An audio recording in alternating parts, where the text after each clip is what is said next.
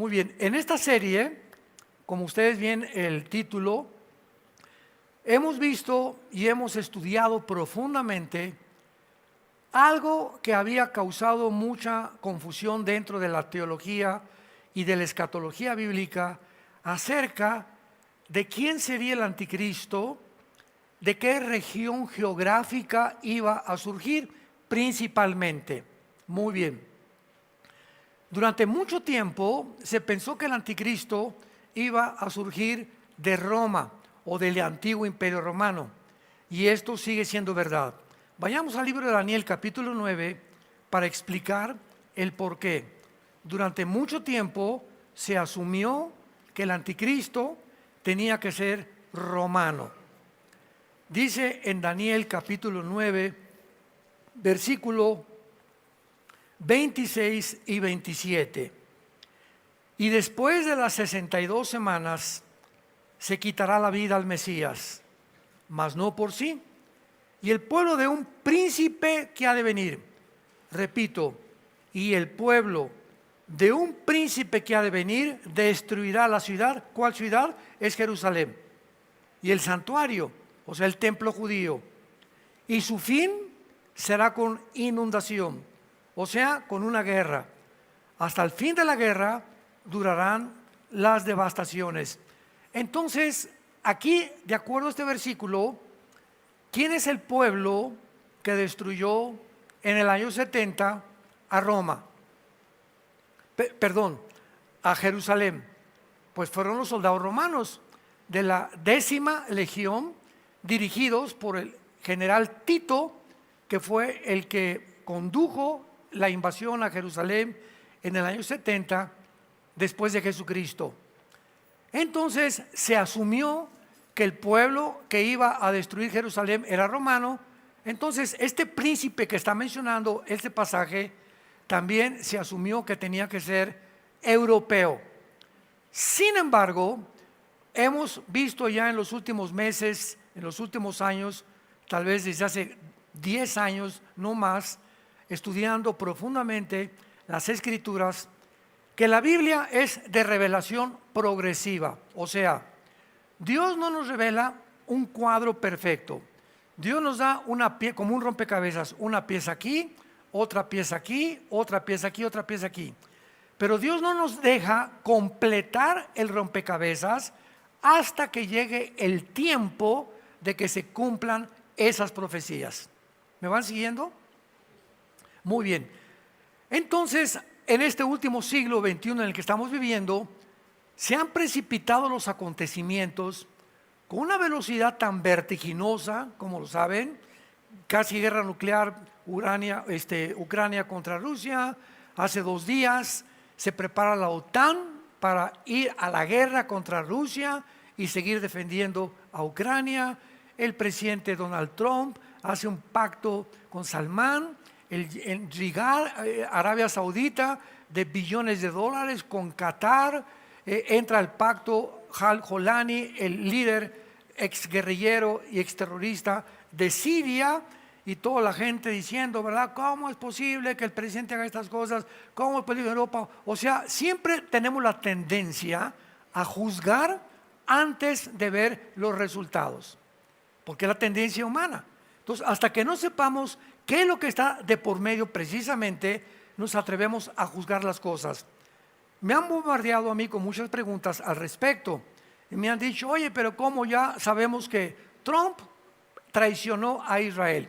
Y les digo, miren, vamos a entender la situación de lo que está pasando en el mundo. Número 1, Estados Unidos, antes de que el presidente entrara últimamente como el nuevo administrador de esta nación, tenía una deuda de 35 trillones de dólares. Estados Unidos, muy bien. En el momento en que un país está tan endeudado como Estados Unidos, siendo el país que desde la Segunda Guerra Mundial ha tenido la supremacía política, económica y religiosa en el mundo entero, pues es lógico que todas las demás naciones que se levantaron en el siglo XXI, China y Rusia, tengan envidia. Desde que Caín mató a Abel en el huerto del Edén, ¿verdad? Sabemos que ha habido siempre la envidia de los que prosperan y entre las naciones nunca ha habido paz. En los casi 6,000 años de historia que tenemos, dice el Instituto para la Investigación de la Paz en Suecia y Estocolmo, que hemos tenido 25 años de paz. Repito, en 6,000 años de historia, 25 años de paz. La historia humana ha sido guerras y guerras y guerras desde el inicio de la humanidad. Y Cristo dijo que van a seguir hasta que Él regrese. Entonces, al darnos cuenta de esta expansión que existe en el mundo de las guerras y de todo lo que está sucediendo, el presidente Trump tenía en primer lugar que solucionar el problema económico. Porque Putin, su arma secreta contra Estados Unidos era levantar otra moneda que no fuera el dólar como la moneda de reserva para comprar el petróleo. Entonces el presidente Putin le habló a Rusia, le habló a Xi Jinping, le habló a China, perdón, le habló a los árabes, vamos a hacer una moneda y compremos el petróleo que no sea el dólar, ya sea con el yuan, la moneda de China, o con la moneda de Rusia. Y esto se gestó hasta hace unos 2 o 3 meses más o menos con el famoso BRICS. Se formó una organización que llama el BRICS por China, con Sudáfrica, etcétera, etcétera, con el propósito de derribar el dólar. Muy bien. Si hubieran logrado, síganme con cuidado, si hubieran logrado las naciones enemigas de Estados Unidos y de la libertad y de la derecha, no, o sea, las naciones globalistas, las naciones de izquierda, si hubieran logrado derribar el dólar, adiós Estados Unidos. Porque en ese momento se hunde completamente. Entonces Trump, al darse cuenta, porque él no es un político, es el primer presidente que es hombre de negocios. Él no es político, es un hombre de negocios. Sacó un libro que se llama El arte de hacer tratos. O sea, es un experto en negocios. De eso nadie se lo puede quitar. ¿Qué hace Trump? ¿Dónde está el dinero? Pues en el Medio Oriente. ¿Quién tiene el dinero? Los árabes. ¿Quién tiene el dinero? Arabia Saudita, los Emiratos Árabes, Qatar, Kuwait, y todos ellos son los que manejan los billones de dólares. Pero tienen un problema porque ellos no quieren a Israel. E Israel, pues es compadre de Estados Unidos. Estados Unidos ha protegido a Israel desde la Segunda Guerra Mundial en contra de los árabes y de Irán, porque Irán no son árabes, son persas. Entonces Trump llega y dice: mira, Netanyahu, si quieres atacar a Irán y ahorita meterte en Gaza, hazlo, pero ¿sabes una cosa? Yo me lavo las manos. Vamos a hacer un trato, pero ya sabes que desde lejecitos te voy a mirar y los vamos a respaldar. Pero vamos a dar al mundo la impresión de que tú y yo estamos completamente enojados. Todo es estratégico. Y los medios de comunicación, CNN y todos los medios de televisión y de radio, ya Estados Unidos olvidó a Israel. Estados Unidos va a hacer un pacto con los árabes para que dentro de Israel haya 2 estados. Mentiras, mentiras, mentiras, mentiras de TikTok y de todas las redes sociales mentirosas que hay. Entonces va con Arabia Saudita y hace un tratado con él y les dice: ¿por qué aquí en el Medio Oriente nos estamos peleando? Hay millones de dólares en petróleo. ¿No les parecería? Vean ustedes lo que hace un negociador. Les dice a los árabes, el presidente Trump: ¿no les parece que haríamos un paraíso, un centro turístico multimillonario en el Medio Oriente? Más que la Riviera Maya y que la costa francesa y que Acapulco y que Veracruz. Entonces, ¿para qué nos estamos peleando? Inmediatamente se les hinchaban los ojos. Oye, tiene razón este gringo, ¿verdad? ¿Para qué vamos a invertir en Gaza, levantar una ciudad ahí en Gaza, etcétera, etcétera? ¿Para qué vamos a hacernos amigos? Vamos a firmar tratados. Y firmaron un tratado por más de 6 billones de dólares que con ese dinero lo mandan a Estados Unidos en drones, en armamento, Estados Unidos con Arabia y cubre la deuda que tenía Estados Unidos.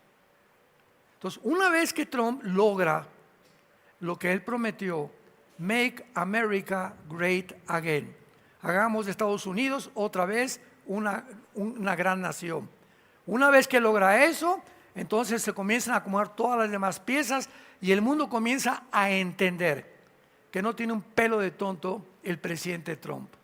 Y hay paz ahorita en Ucrania y Putin no quiso entrar ahorita con Zelensky, pero hay paz ahorita entre la India y los pakistanes. Ya el Irán tiene prohibido bombardear a Israel. Los Houthis, el grupo terrorista de Yemen, ya se calmaron. En Gaza ya entraron Israel con la operación Gedeón a acabar con todos los de Hamas, con el permiso de los mismos árabes. Inaudito. Y ahora, ¿cuál es el problema? Que Gaza, esta área, esta franja de Gaza, que está junto al Mediterráneo, donde estaban los de Hamas, ¿cómo van a sacar a casi 2 millones de personas cuando los árabes, sus hermanos, no los aceptan? No los aceptan en Egipto, no los aceptan en Siria, no los aceptan en Irak. Entonces, ¿qué dijo el presidente Putin? Digo, el presidente Trump, vamos a proponerles a los habitantes de Gaza mandarlos a Libia o permitir restaurar Gaza, hacer una ciudad impresionante con edificios, con hospitales, pero sin Hamas. Y el problema está en que los árabes no les conviene, síganme con cuidado, no les conviene que saquen a los habitantes de Gaza, porque Gaza es el territorio geográfico que son vecinos de Israel. Y mientras haya árabes terroristas queriendo exterminar al Estado de Israel, si lo sacan, Israel queda completamente aislado y va a defenderse con más seguridad de sus enemigos. Entonces, esta es la razón por la cual las naciones árabes no aceptan a los habitantes de Gaza, precisamente porque no les conviene, porque es un punto estratégico, militar, geográfico, estar junto a la nación de Israel. Ya vimos lo que pasó el 7 de octubre, ¿verdad? Que entraron más de 1,200 de Hamas de Gaza y mataron a más de 1,000 judíos civiles, quemando a los niños, a las niñas y violando a todas las mujeres. Esta situación que está sucediendo en el mundo, todo está profetizado en la Biblia. Hay muchas cosas que no están profetizadas, pero este está profetizado. Permítanme darles un ejemplo. Todos los que han leído Zacarías 5, me imagino que nadie, ¿no? Ya nada más me sé Juan 3:16, hermano. En Zacarías capítulo 5, el profeta del Antiguo Testamento, en ese capítulo hay una profecía de hace 2500 años, donde el profeta Zacarías ve un efa. Efa es el símbolo del comercio del Medio Oriente en el Antiguo Testamento. Equivalía como a 3 o 4 litros de grano, más o menos. Efa. Entonces el profeta ve volar un efa y que ese efa lo meten dentro de un recipiente como de plomo y una mujer se sienta sobre el efa, lo cierran en una caja de plomo y ve el profeta a 2 mujeres que parecían como cigüeñas que lo elevan y lo llevan volando a la tierra de Sinar. ¿Y qué es la tierra de Sinar? ¿O la tierra de los caldeos? Babilonia del Antiguo Testamento. Si ven ustedes, Babilonia es la tierra de Sinar, o la tierra de los caldeos, o la Mesopotamia del Antiguo Testamento. Una tierra entre 2 ríos, el Tigris y el Éufrates. Entonces, esta profecía nos habla que el comercio en los últimos tiempos ya no iba a estar en la bolsa de valores de Wall Street, en Nueva York, sino que el comercio se iba a transferir, iba a ser trasladado al Medio Oriente. Y cuando Trump dijo hace 4 días, hagamos el Medio Oriente comercio y no guerra, se me pusieron así los pelos de punta, acordándome de la profecía de Zacarías y de Apocalipsis 18, donde se menciona una ciudad comercial del mundo que se convierte en el centro del comercio internacional por el anticristo. ¿Qué tan cerca estamos que venga Jesús por nosotros? Yo no sé si hoy mismo o mañana. Pero todos estos eventos conmocionan completamente al mundo que conoce la Biblia, a los cristianos que conocemos la Biblia y a los que estamos esperando a Jesús. Pero lo que está pasando en el mundo ahorita, todo es cada día algo nuevo, cada semana algo nuevo. Ahorita me sorprendió que ahora que nombraron al nuevo Papa Leo XIV, en el segundo día que él dijo que él quiere ser el mediador de todas las guerras en el mundo, la India y Pakistán suspendieron y pusieron un cese al fuego. Putin le puso un cese al fuego allá en Ucrania. En el Medio Oriente, Irán dijo que no va a seguir bombardeando temporalmente a Israel. Los Hutis, el grupo terrorista de Yemen, la península arábica, cesaron de mandar cohetes. Cuando dijo el Papa, quiero ser el mirador, de repente hubo paz. ¿Tendrá poderes sobrenaturales este hombre? ¿Será coincidencia que al otro día que él haya dicho eso, ¡pum!, de repente, lo que hace meses no se puede haber, sucedió? ¿Qué se está moviendo en el aire espiritual para que de repente ahora toda la concentración sea en el Vaticano? Hoy en la mañana, no sé cuántos de ustedes vieron la inauguración del oficio o de el papel que este Papa está jugando.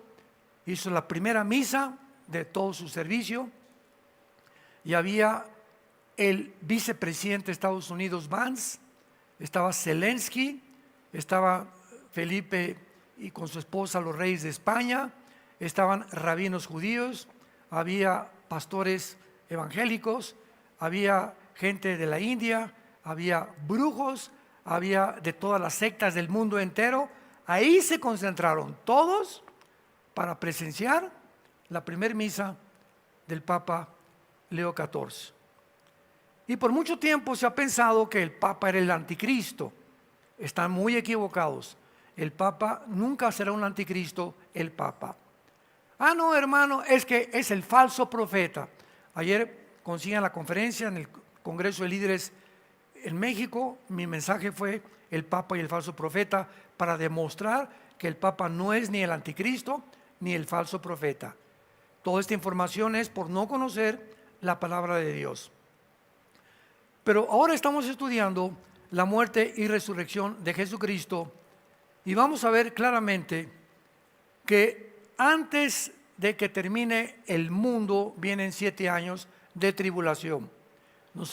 Dios nos saca del mundo de una forma sobrenatural a través del famoso rapto de la iglesia, y durante estos 7 años dice la Biblia que Satanás y sus ángeles y los demonios vendrán al mundo a terminar la labor que han hecho durante siglos de poder corromper a la raza humana, de poder autodestruirnos a todos. Y dice en Apocalipsis 9 que el abismo se va a abrir para que los millones de demonios que están ahí salgan a la superficie de la tierra y atormenten a todos los seres humanos por determinado tiempo. La pregunta es la siguiente: en esta última parte de la tribulación, cuando Satanás, junto con sus ángeles caídos y demonios, sean soltados para aterrorizar a los seres humanos, hay 2 preguntas importantes. Número 1, ¿es posible que Satanás se aparezca en el mundo y sus ángeles visiblemente? Esta pregunta no se la habían hecho, porque vamos a demostrar que los ángeles se pueden manifestar como seres humanos, y en la Biblia se han aparecido como seres humanos, y los ángeles caídos tienen la misma naturaleza que los ángeles que sirven a Dios. será posible que se manifiesten visiblemente y que llegue el momento, cuando venga el rapto, que crea el mundo, que vinieron los extraterrestres y que los que desaparecimos nos llevaron los ovnis, y que Satanás y sus ángeles caídos convenzan a los seres humanos que son extraterrestres y que ellos van a ofrecer otra narrativa de que la creación no es bíblica, sino que fueron semillas, voy a hablar más tarde, que sembró el universo y que ellos nos llevan a otras galaxias. ¿Será posible que eso suceda? Lo vamos a ver. Y la segunda pregunta será, ¿cuál será realmente la reacción de los seres humanos al ver los milagros que van a realizarse los ángeles caídos y Satanás y la persona del anticristo y el falso profeta? Bueno, veamos muchas veces al comentar acerca del lanzamiento de Satanás del cielo, los comentaristas les ha sido muy difícil realmente explicar de qué manera se van a manifestar en el mundo. Y antes de ser lanzados del cielo, todas estas entidades espirituales se escondían detrás de un velo que no los vemos ahorita. No vemos a ningún ángel, ¿verdad?, caído. Los demonios tampoco los podemos ver. Todos trabajan a través de un velo atmosférico. Entonces hay un mundo invisible que nos revela Jesucristo en la Biblia, que está poblado por demonios, ángeles caídos y su jefe Lucifer. Entonces este velo donde se escondían ellos se va a quitar y se van a manifestar tal como son, pero disfrazados posiblemente de extraterrestres. Vamos a comprobar esto y veamos, por ejemplo, en donde se escondían antes los ángeles y Satanás. Job, el libro de Job, capítulo 1. Veamos 3 pasajes donde se encontraba detrás este escenario que ahorita no lo podemos ver. Job capítulo 1, versículos 6 y 7. Un día vinieron a presentarse delante de Jehová los hijos de Dios, entre los cuales vino también Satanás. Y dijo Jehová a Satanás: ¿de dónde vienes? Respondió Satanás: de rodear Toluca. Eso dice. No somos tan importantes para él, ¿verdad? No, de rodear la tierra entera. Entonces nos damos cuenta que la Biblia nos ofrece, y el Espíritu Santo revelándolo aquí en el libro de Job, que Satanás es un querubín, jefe, comandante en jefe de un ejército impresionante de ángeles caídos y de los demonios que son los soldados rasos, que su objetivo es continuamente estar dándole vueltas al planeta. Y continuamente él y los que lo acompañaban, sus ángeles caídos, ¿verdad?, pasan por Toluca, no sé cada cuándo, por México, por todos los países, continuamente están buscando hoyos. Llegan a Toluca y los demonios que hacen trabajo sucio le dicen a Satanás: hoy ahí en Tlalnepantla o ahí en Metepec hay una familia que el hombre metió pornografía a su casa. ¿Cómo? Sí, metió pornografía. Váyanse contra esa familia. Cuando un hombre ve pornografía en su casa y se dice cristiano, le abre la puerta en el cielo atmosférico para que entren demonios a su casa y ataquen a sus hijos menores de edad, y ataquen a la esposa y te ataquen a ti, con el propósito de corromper tu alma. Dicen en Proverbios capítulo 6, el que cometa adulterio corrompe su alma, heridas y vergüenza hallará. Y Jesús dijo: no necesitas acostarte con una mujer para ser culpable de adulterio. Basta con que la veas en la pornografía o te hagas imaginaciones. Ante mí, dice Dios, tú eres un adúltero, eres una adúltera, si ves hombres también desnudos. Entonces tenemos que entender que mientras estemos cubiertos nosotros bajo la santidad, Cuando tengamos una vida limpieza y de pureza sexual, estamos protegidos por Dios. Métete eso en tu cabecita, tú no te vas a burlar de Dios. Dios quiere protegernos, bendecir tu trabajo, bendecir a tus hijos, bendecir tu matrimonio, pero somos nosotros, no Dios. No le eche la culpa que ella te abandonó. Nosotros somos los que lo abandonamos cuando jugamos con el pecado, creyendo que vamos a obtener un beneficio o un placer, cuando es todo lo contrario. Veamos otro ejemplo en Efesios capítulo 2. Efesios en el Nuevo Testamento, capítulo 2. Versículos 1 y 2. Estos pasajes nos revelan cómo opera el diablo. Y Él les dio vida a ustedes cuando estábamos muertos en vuestros pecados y delitos, en los cuales anduvimos en otro tiempo. Se supone que ya en este tiempo ya no andamos así. En otro tiempo viviendo. En otro tiempo seguíamos la corriente del mundo, conforme al príncipe de la potestad del aire, el espíritu que opera en los hijos de desobediencia. Aquí a Satanás se le llama el príncipe de la potestad del aire. En Job, ¿de dónde vienes? De rodear la tierra. El territorio de operaciones de los demonios y de los ángeles y de Satanás es de la atmósfera para abajo, porque la palabra aire, apúntalo, en el griego es A de Armando, E de Enrique, R de Raúl. Veo que casi nadie apunta. Qué tristeza. Ahí en tu vida, pues no trajiste la Biblia, pues ¿cómo vas a apuntar? Bueno, la palabra air significa atmósfera. Entonces, muy bien, Él opera de la atmósfera hacia abajo. Antes, dice la Biblia, cuando no éramos cristianos, seguíamos la corriente de mi compadre. Oye, compadre, vamos a la hacienda emborracharnos. Voy contigo, compadre. Oye, que hay unas muchachonas por acá esperando. Me voy contigo también. Oye, que esto y que el otro, te propongo un negocio que vamos a transar y el que no transa no avanza. Le entro yo también. Seguimos una corriente donde el mundo va de arriba hacia abajo. O sea, no saben que van y no se dan cuenta cuando se van a estrellar.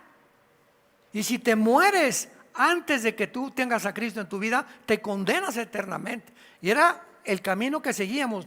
Y viene Cristo, que hace antes de que nos estrelláramos, viene y nos rescata, y ahora vamos en contra de la corriente del mundo. Ahora vamos hacia arriba y no hacia abajo.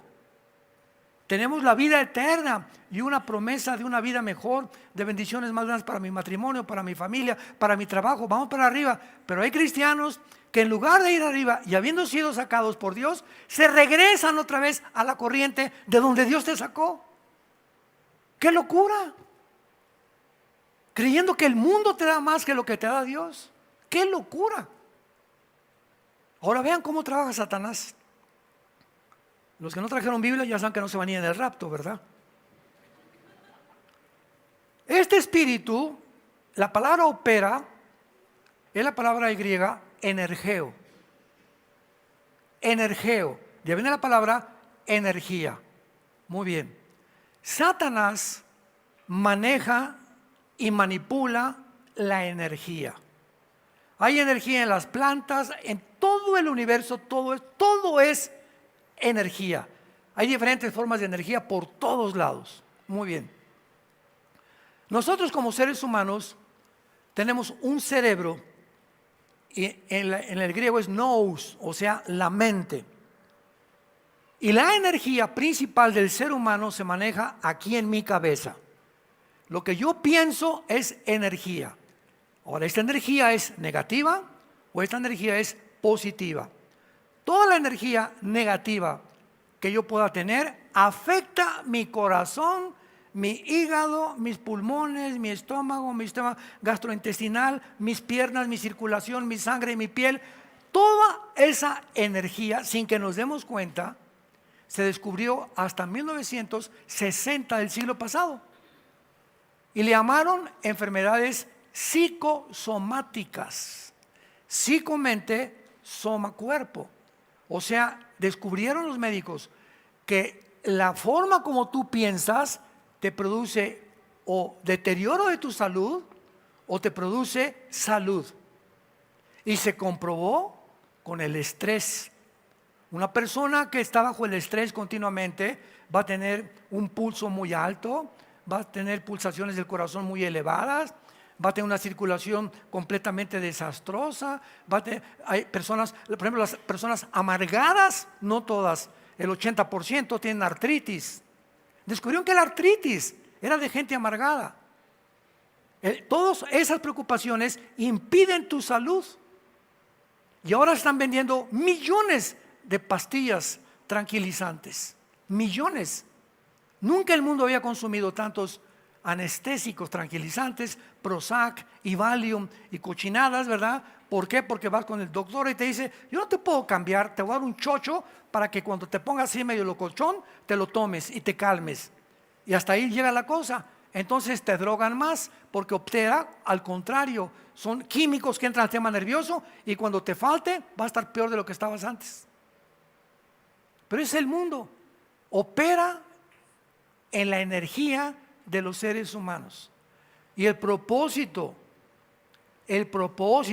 por favor, abran los ojos. Son palabras fieles y verdaderas.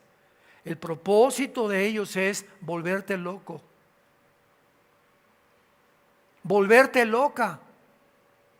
Hacerte creer que con una mujer puedes ser más feliz que con la que estás casado.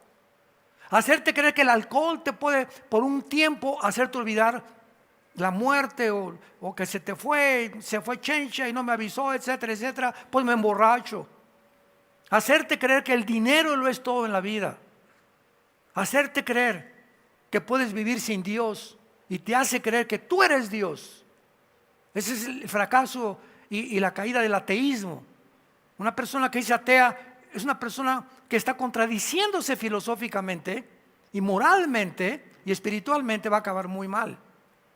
Porque no somos dioses. Fuimos creados a la imagen y semejanza de un Dios, y mandó a Jesucristo su Hijo a darnos vida y vida en abundancia. Entonces, ¿cómo es posible que tú, conociendo a Jesucristo, regreses a revolcarte otra vez en el lodo de donde Dios nos sacó? Así es como opera Satanás. Y cuando venga, imaginémonos en la tribulación lo que va a hacer. Veamos el último pasaje en Efesios capítulo 6, versículo 12. El mismo libro de Efesios, versículo 12. Porque no tenemos lucha entre nosotros, lo puedo traducir, contra sangre y carne. En ustedes nos revela el Espíritu Santo. No es la guerra entre tú y tu suegra. El problema no lo tienes con tu esposo ni con tu esposa. No es contra los comunistas, ni contra los nazis, ni contra el Islam. La guerra no es entre ustedes. Hay potestades, principados, gobernadores. Hay un ejército perfectamente bien organizado para que tú te pelees con tu esposa, para que odies a tus padres, para que le eches la culpa al gobierno, para que le eches la culpa a los nazis o a los fascistas, etcétera, etcétera. Abran los ojos, tenemos que orar, porque a través de la oración es la única forma en la que cambiamos nuestra vida. ¿Tienes problemas en tu matrimonio? No te vayas a emborrachar, por el amor de Dios. Ni creas que otra te va a hacer más feliz. Se calcula estadísticamente que las personas que se casan por tercera vez tienen más probabilidades de casarse antes de los 5 años, volverse a divorciar. Si no pudiste con una, ¿cómo vas a poder con la otra? ¿Cómo vas a poder después de 2? ¿Cómo crees que vas a poder con 3? ¿Cómo pudo Elizabeth Taylor, la actriz más bella del siglo XX, Elizabeth Taylor, casarse 9 veces? Es que este no lo hace, este tampoco, este no me da mis palomitas en la noche, este no me hace masajito en los pies antes de acostarme, este no tiene cara de Garfio, este no se parece a Rambo. Y así a la gente recorriendo, creyendo que hay una mujer o que hay un hombre que vas a encontrar en esa persona o en esa mujer la felicidad. ¿Y cuál es el problema? Que estas mujeres y estos hombres están buscando alguien que los haga felices. Y Cristo viene y nos dice: tú haz feliz a tu esposa. Maridos, amen a vuestras mujeres como Cristo amó a la iglesia y se sacrificó por ellas. Mujeres, trata de hacer feliz a tu esposo. Que él no responda, déjamelo a mí, dice Dios. Pero no huyas con otro hombre, no huyas con otra mujer, porque te va a ir de mal en peor. Es la locura del ser humano. Están organizados potestades, principados, gobernadores, huestes espirituales de maldad, que son los demonios, en las regiones celestes. Ahora, muy bien, todas estas escrituras nos han revelado que Satanás recorre el mundo, como lo acabamos de comprobar, de manera invisible, ¿verdad? Príncipe de la potestad del aire, la atmósfera para acá. Y esto lo identifica operando en una dimensión espiritual, en el cielo atmosférico, en el aire. Ahora, ¿qué hay en el aire? Ahorita estoy hablando y aquí está pasando la charrita del cuadrante, FM, AM, está en ondas de Wi-Fi pasando, atraviesan las paredes. Estamos en un mundo que no vemos, de ondas de energía cruzando por todos lados. Por eso prendo el radio y una onda desde Rusia viaja por el espacio, llega a mi radio, fibra óptica, como le quieras llamar, y oigo la conversación que tiene ahorita o lo que está pasando en Roma. Es un mundo completamente que estamos unidos por un mundo invisible. ¿Quién creen ustedes que usa las ondas de radio y de la televisión? ¿Quién? ¿La Madre Teresa? Satanás. Entonces, yo me meto a la televisión y veo un programa. Cuídate de ver un programa de pornografía o películas que demasiada violencia, demasiado, porque me va a afectar mi mente. Cuídate de estar checando y creyéndole a CNN todas las mentiras que dice, que de una 100 son mentiras. Cuídate de lo que lees en los periódicos, las revistas que compras. Estamos en un mundo inundado de mentiras. ¿Por qué? Porque en Juan 8:44 se le llama a Satanás el padre de las mentiras. Primera de Juan 5:19 se le llama a Satanás, que tiene el control del mundo entero, operando en las mentes de los seres humanos para producirles esquizofrenia, psicosis, paranoias, intentos de suicidio, que deja a tu esposa, mata a tus padres, véngate.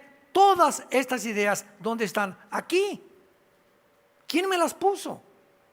¿Vinieron de la nada? No, no vinieron de la nada. Pero ahora que conocemos la Biblia, nos cuidamos de llenar la mente con la palabra de Dios.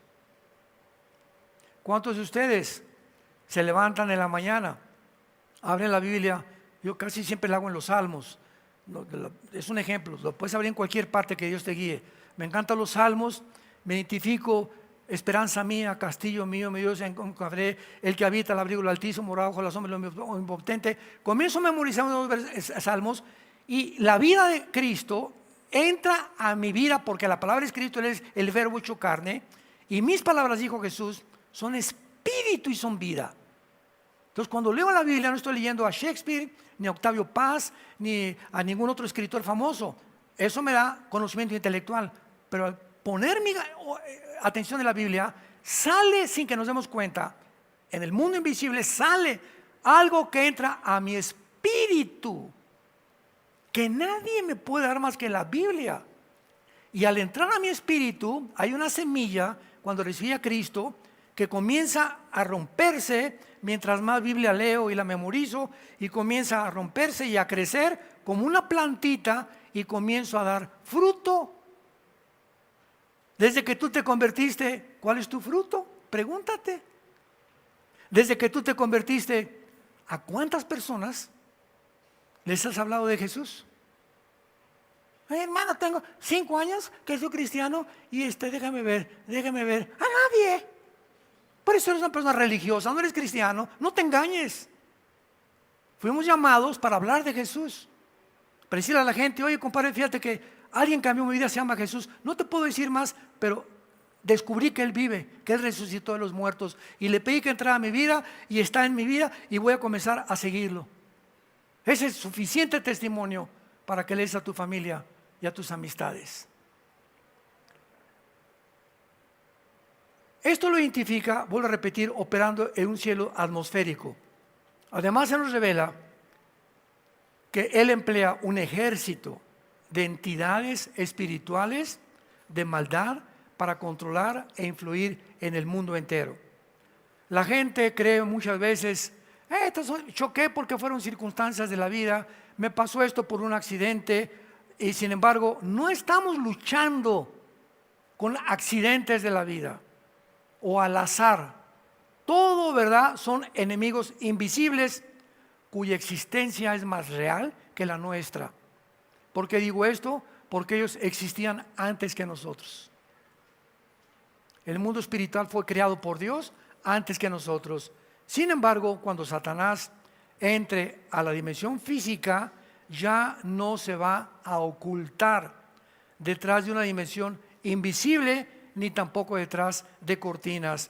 Cuando esto ocurra, otro problema para Satanás y sus ángeles caídos será que saben que el tiempo es corto. Apocalipsis 12:12.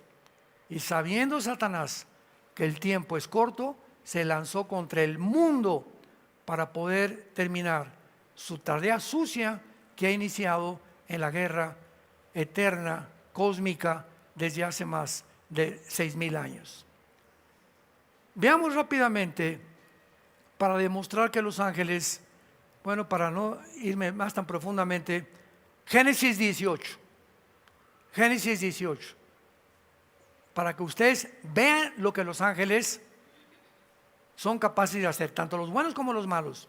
En Génesis 18 está Abraham, ahí en Metepec, debajo de un árbol, tranquilo, con su esposa, como tiendas de campaña que tenían antes.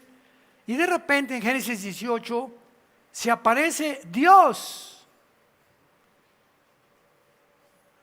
Se aparece el Padre, Dios,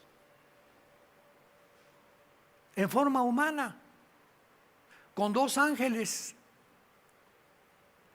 Y cuando Abraham los ve, intuitivamente o espiritualmente se da cuenta que eran seres de otro mundo.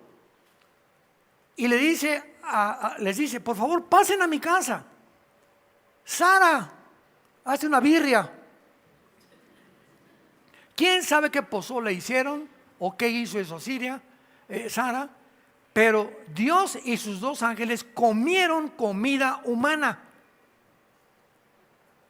Bebieron todo menos Coca-Cola. Y vemos en el capítulo 19 del Génesis que cuando estos ángeles que visitaron el capítulo anterior a Abraham y a Sara, los manda Dios a Sodoma y a Gomorra, para que entren a Sodoma y a Gomorra como seres humanos. Y entraron por la frontera de Sodoma y Gomorra, y Job era uno de los porteros que cuidaba la frontera. Les dio la bienvenida y los llevó a su casa. Y los sodomitas, porque ahí desde los niños, jóvenes y adultos eran homosexuales, cuando vieron, me imagino que han de haber sido muy bien parecidos en forma humana los ángeles, los siguieron a casa de Job y le dijeron a Job: sácalos para que tengamos relaciones con ellos. Y Job dijo: no, de ninguna manera. Y Job Lot. Y estaba tan corrompido Lot que le dijo a los sodomitas: mejor llévense a mis hijas. Fíjense nada más, estaba dispuesto a entregar a sus hijas, a vender a sus hijas, a tener relaciones con los sodomitas. Pero como eran sodomitas, le dijeron: no, ese panqué no nos gusta, los queremos a ellos. Y entonces comenzaron a romper la puerta de la casa de Job. Todo léanlo, Génesis 19. Y entonces uno de los ángeles abrió la puerta y los dejó ciegos a todos. y le dijeron a Job: ve con tu familia y avísales, vámonos, porque Dios nos envió a sacarte de esta ciudad, que va a destruirla Dios, porque ya está contaminada de tal grado que no tiene solución. Y les pido por favor que junten a todos. Llegó Job con sus primos: oye, vámonos porque va a destruir. No, se burlaron de él, porque Lot fue un cristiano carnal. A los únicos que pudo sacar Job fueron a su esposa y a sus 2 hijas. Y cuando ya los iban sacando de Sodoma, los ángeles le dijeron: Job, esposa de Job, y los hijos de Job, no volteen atrás cuando caiga fuego y azufre sobre Sodoma.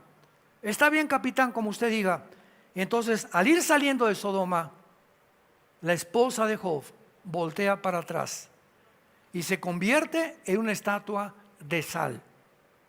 ¿Cómo entendemos esto? En el Evangelio de Mateo capítulo 6 dice: ustedes son la sal de la tierra. ¿Qué es la sal? La sal en la carne evita la corrupción, ¿verdad? Mientras sales de la carne te dura mucho más tiempo.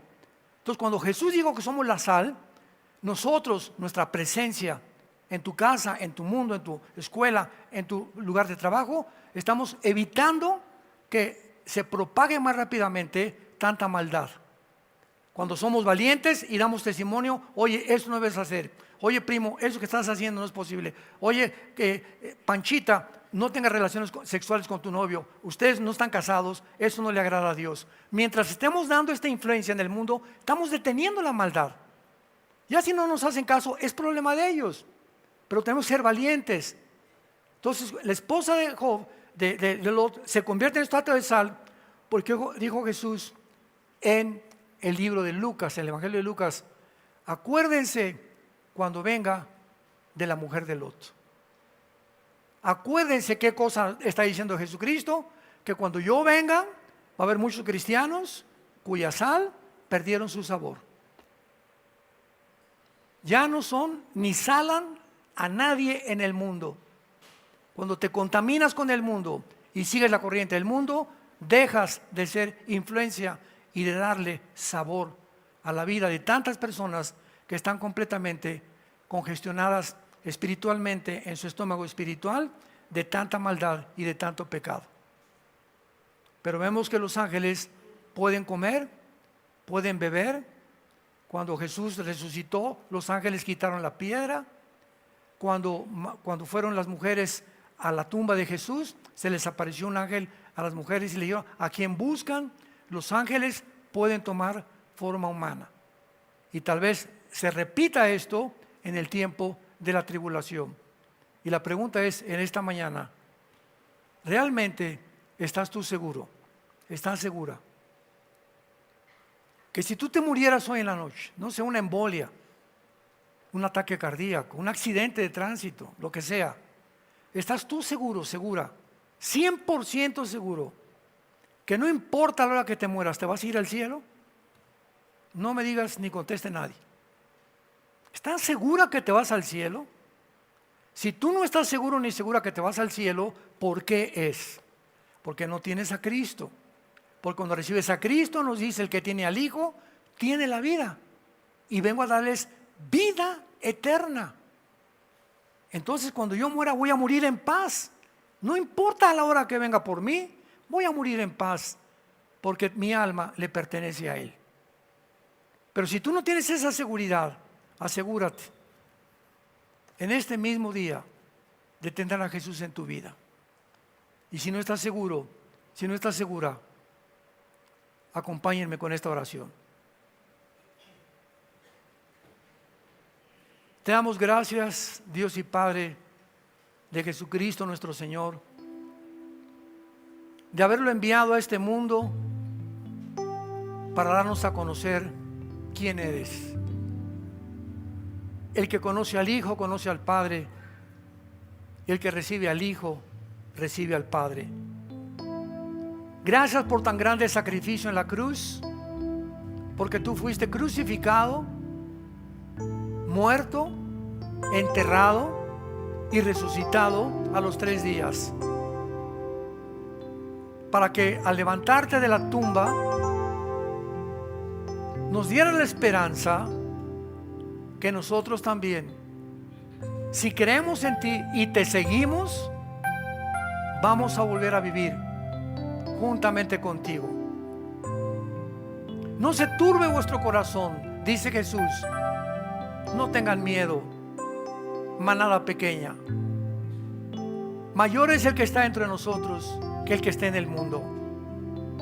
Voy a la casa de mi Padre a preparar lugar para todos ustedes que me han recibido y me han seguido, para que cuando yo venga ustedes estén conmigo, y si me fuere regresaré y os tomaré a mí mismo, para que donde yo estoy ustedes también estén.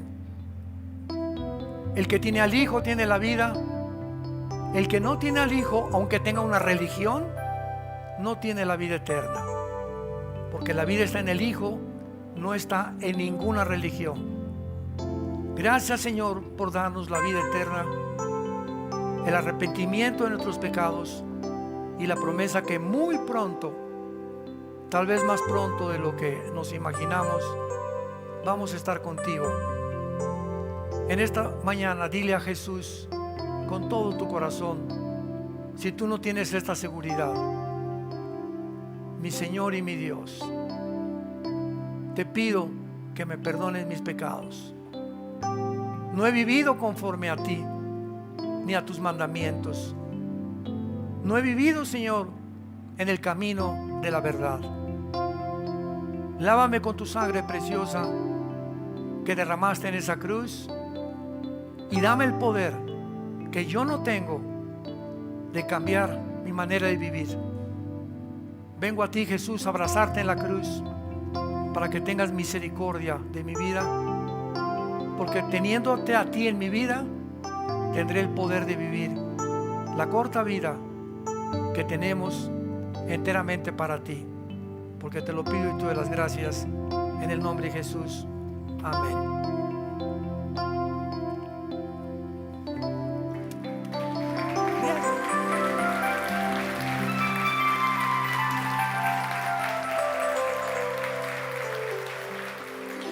¿Qué haríamos sin este mensaje? Por eso me reí. Al final dice ahí: gócense y alégrense los que tienen mi salvación. Gócense. No tengas cara de tortuga sin destino. Somos hijos e hijas de Dios. Tenemos un propósito para vivir. Qué locura creer que el mundo nos puede dar algo más que lo que Él vino a darnos. El que no escatimó a su Hijo, ¿cómo no nos dará? ¿Cómo no nos dará todas las cosas si se las pedimos? Es hora de despertar, es hora de despertar. El mundo está, pero así, ya, como un cohete, derechito, a descarrilarse y explotar. Y antes de que explote, sabemos que viene Jesús por nosotros y nos vamos con Él. Y esta esperanza es la que nos mantiene siendo santos en toda nuestra manera de vivir. Sean santos porque yo soy santo, dice el Señor. Que tengan mucha paz.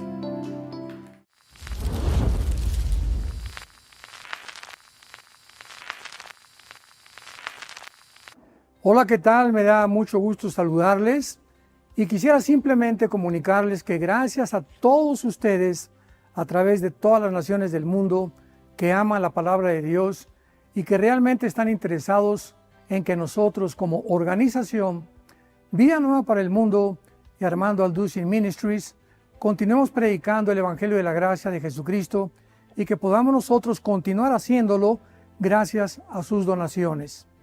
Este año cumplimos 46 años de ministerio, 46 años donde hemos predicado, hemos enseñado, hemos tenido seminarios y de diferentes formas de estudios bíblicos alrededor del mundo, y hemos pensado y considerado de una forma fiel el Evangelio de la sana doctrina de Jesucristo. Nosotros, con todas estas donaciones, tenemos que sostener pastores, misioneros, obras, equipos de televisión, y aún continuamos buscando la manera de poder elevar este ministerio. Hasta este momento quiero que ustedes estén enterados que no tenemos una sola propiedad como organización. Y así hemos trabajado durante 46 años porque le damos la importancia a la evangelización, a las misiones y también a los hombres de Dios para levantar más pastores. Le damos las gracias y que pueda Dios con su gracia tocar sus corazones y que puedan ustedes invertir en un terreno donde es fructífero, porque creemos que ha producido bastante buen fruto para la gloria de Dios. Gracias, muchas gracias por sus aportaciones y por las donaciones que sabemos ustedes continuarán haciendo para que podamos continuar siendo fieles en la predicación del Evangelio de la gracia de Dios. Que Dios les bendiga. Buenos días, nos da mucho gusto en este momento entrar a las redes sociales de internet, YouTube, Livestream, con el mensaje Jesucristo, Dios y hombre, pero quiero repetir que me hubiera gustado ponerle la encarnación de Cristo y la ciencia, porque vamos en esta mañana a sorprendernos de las maravillas que la Biblia escribió hace miles y miles de años y que se comprueban actualmente a través de la ciencia.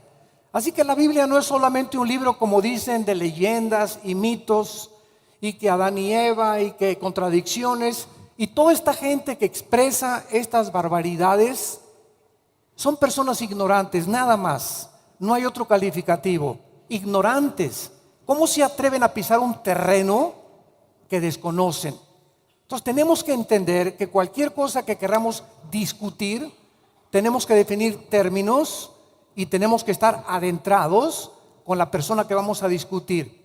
Si yo voy a discutir con un ateo, tengo el 85% de probabilidades filosóficamente de ganarle el debate al ateo. ¿Por qué? Porque conozco las debilidades del ateísmo. Yo fui un ateo antes y conozco lo que ellos defienden y por qué se proclaman a sí mismos ateos. Pero los ateos no conocen nuestros terrenos, ni siquiera han tratado de investigar las evidencias científicas de la Biblia para poder quitar de su bitácora la conclusión a la que han llegado de que Dios no existe. Entonces vamos a ver en esta mañana de una forma maravillosa la encarnación del Hijo de Dios, que Dios se hizo hombre y no pasaron más que 2000 años, damas y caballeros, para que el ser humano comprendiera por qué Cristo no podía nacer de un hombre y una mujer. ¿Por qué Jesucristo tenía que nacer virginalmente de una mujer? ¿Por qué José no podía tener relaciones con María? Y vuelvo a repetir, como lo vamos a ir desarrollando, hasta el año 2000 y hasta el momento en que nos encontramos nosotros en el siglo XX y XXI, vamos a comenzar a entender y a decir, y la Biblia tenía razón. Uno de los descubrimientos más notables de los últimos tiempos o de los últimos años fue la comprobación física de que el universo tuvo un principio. La Biblia comienza diciendo: en el principio Dios creó los cielos y la tierra. La Biblia establece desde el principio en su primera página que la creación tuvo origen en un ser sobrenatural, en el creador de los cielos y de la tierra, el que te formó a ti y a mí a su imagen y semejanza. En el libro de los Hebreos, en el Nuevo Testamento, capítulo 1, versículo 10, lo vuelve a corroborar y dice así: nosotros vemos que al principio Dios creó los cielos y la tierra, y que la tierra es obra de sus manos. Ellos perecerán, pero sin embargo tú, Señor, permanecerás. Tú en el principio la fundaste, y ellos envejecerán como una vestidura, pero tú permanecerás, los envolverás y serán mudados. Damas y caballeros, este principio de que la tierra tuvo un principio, tuvo su confirmación en la física con lo que se llama la ley de la entropía, que es la segunda ley que establece la termodinámica y es la base del estudio de todos los científicos. La primera y la segunda ley de la termodinámica, donde se establece que todo se deshace, todo tiene un deterioro, todo se oxida, todo se echa a perder, el sol está perdiendo millones de toneladas masa. La Biblia ya lo había afirmado 2000 años antes, 2600 años por los profetas hebreos y los apóstoles de Jesucristo. Esto fue demostrado por la ley de la entropía, y así vemos que el tiempo, la materia y el espacio tuvieron un principio. Cuando hablamos de Dios, no lo podemos meter dentro de nuestras 4 dimensiones. Cuando hablamos de Dios, estamos hablando de una entidad que trasciende las 4 dimensiones en las que tú y yo vivimos, que son la altura, lo bajo, la anchura y la 4ª dimensión que postuló Alberto Einstein y que le llamó el tiempo, con su famosa teoría de la relatividad. Entonces, el tiempo y el espacio y la materia tuvieron un principio, pero la Biblia dice que desde antes de que Dios creara todas las cosas, el Señor Jesucristo, el Hijo de Dios, antes de que naciera en el vientre de María, Él ya existía. Dice Juan capítulo 1, en el principio era el verbo era con Dios y el verbo era Dios. Todas las cosas por Él fueron hechas y nada de lo que ha sido hecho fue hecho sin Él. Dice en Colosenses capítulo 1, versículo 15 en adelante: Él es la imagen del Dios invisible, el primogénito de toda creación, porque en Él fueron creadas todas las cosas, las que hay en los cielos y las que hay en la tierra, visibles e invisibles, tronos, dominios, principados, potestades. Todo fue creado por medio de Él y para Él. Y Él es antes de todas las cosas, y todas las cosas en Él subsisten. En otras palabras, uno de los misterios de la física es qué es lo que sostiene el átomo y qué es lo que sostiene el movimiento de gravitación que descubrió Isaac Newton.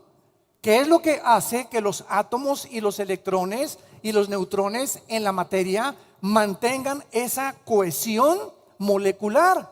Y la Biblia nos dice que es el mismo Cristo, el que hizo los cielos y la tierra, el que bajó hace 2000 años a nacer en una cueva donde ni siquiera los reyes magos estaban. Porque permítanme decirles que es un error poner el nacimiento con los reyes magos. La Biblia dice claramente que cuando Cristo nació, nació en un pesebre, y que 2 años después, cuando ya era un poquito más muchacho maduro, vinieron los famosos reyes magos, que no se llamaron ni Melchor, ni Baltasar, ni Gaspar, ni traían un elefante, ni un camello, ni un caballo, ni eran magos tampoco, eran astrónomos que venían de lo que es ahorita la nación de Irak. Así que todas estas leyendas que se tejen alrededor, es importante que las corroboremos y las confirmemos con la palabra de Dios. Cristo pues existía antes que todas las cosas. Y cuando hablamos de la encarnación, ¿de qué estamos hablando? ¿Por qué Dios tenía que entrar a un ser humano, formarse dentro de un ser humano, para que pudiéramos nosotros entender qué es lo que Él piensa de nosotros? ¿Cómo podemos nosotros tener una relación con ese Dios misterioso que las religiones adoran sin conocerle? Bueno, la encarnación significa simplemente lo siguiente: Jesucristo tuvo 2 naturalezas. Cristo era 100% hombre, 100% divino. Y nunca estas 2 naturalezas, síganme con mucho cuidado, jamás se mezclaron la una con la otra. Nunca se mezcló la humanidad con la divinidad. Como humano, Cristo tenía que nacer, tenía que aprender a comer, tenía que aprender a obedecer, dice Hebreos capítulo 5, tenía que aprender la sabiduría y el conocimiento. Él no nació con todas estas cosas. Como humano tenía que aprender todas estas cosas, pero como divino que nunca dejó de ser divino, él era la persona que tenía contacto directamente con Dios. Por eso muchas veces Jesús dijo, el que me ha visto a mí, Juan capítulo 14, ha visto al Padre que me envió. Entonces, este misterio de la encarnación no pudo ser comprendido, damas y caballeros, hasta muchos siglos después. ¿Por qué Cristo tenía que nacer de una virgen? Algo incomprensible, pues si es virgen, ¿cómo puede nacer? ¿Quién puede embarazar a una virgen de esta manera? Etcétera, etcétera.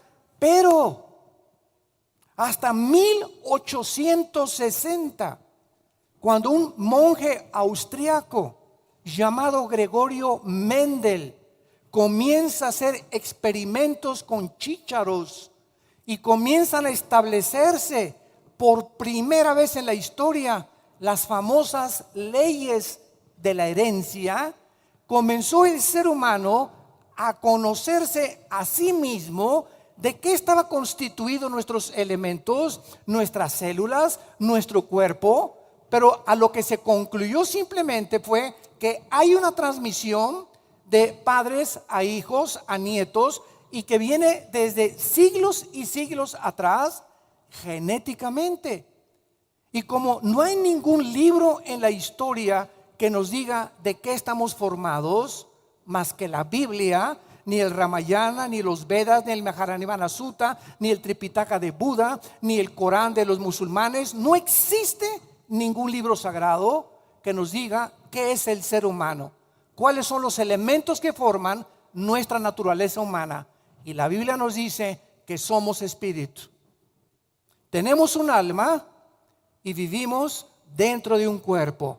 Repito, somos espíritu. Soy un espíritu principal y básicamente, porque Dios, dice Juan 4:24, es espíritu y nos creó a su imagen y semejanza. Tenemos un alma que es la mente, el intelecto, la voluntad, los sentimientos y las emociones. Y vivimos dentro de una botella, dentro de un cuerpo corruptible que cada día se desgasta, cada día morimos celularmente y comenzamos a envejecer hasta llegar otra vez del polvo de donde Dios nos formó corporalmente. Y qué interesante que la ciencia nos dice actualmente que los 19 elementos químicos que forman la tierra, magnesio, flúor, azufre, potasio, magnesio, hierro, son los 19 elementos químicos que forman el cuerpo. Y los 4 gases que forman la tierra, hidrógeno, carbono, oxígeno, son los 4 gases que forman el cuerpo humano. Y la Biblia tenía razón. Entonces, una vez que comenzamos a entender esto, ¿quiénes somos? Que somos seres espirituales, que no descendemos de chita, ni que tampoco provenimos de los animales. Una teoría absurda que es una de las manifestaciones más aberrantes del intelecto humano y que se sigue defendiendo la teoría de la evolución sin tener ninguna prueba científica. ¿No ha habido en los últimos ciento y tantos años, desde Carlos Darwin, tu padrino, hasta nuestros días, una sola prueba de una mutación de una especie a otra especie? Y se sigue enseñando como una verdad, sin estar demostrado científicamente. ¿Por qué? Porque el ser humano tiene que investigar y tiene que hipotetizar y tiene que teorizar y filosofar al no saber de dónde viene. Entonces tenemos que inventar, y cuando se repite una mentira, como decía Goebbels, Joseph Goebbels, el ministro de propaganda de los nazis, cuando se repite una mentira 100 veces, se acaba aceptando como una verdad. ¿Y cuántas mentiras prevalecen aún dentro de lo que se conoce como la falsamente llamada ciencia? Porque es la ciencia comprobada científica y la falsamente llamada ciencia, que es de carácter meramente especulativo.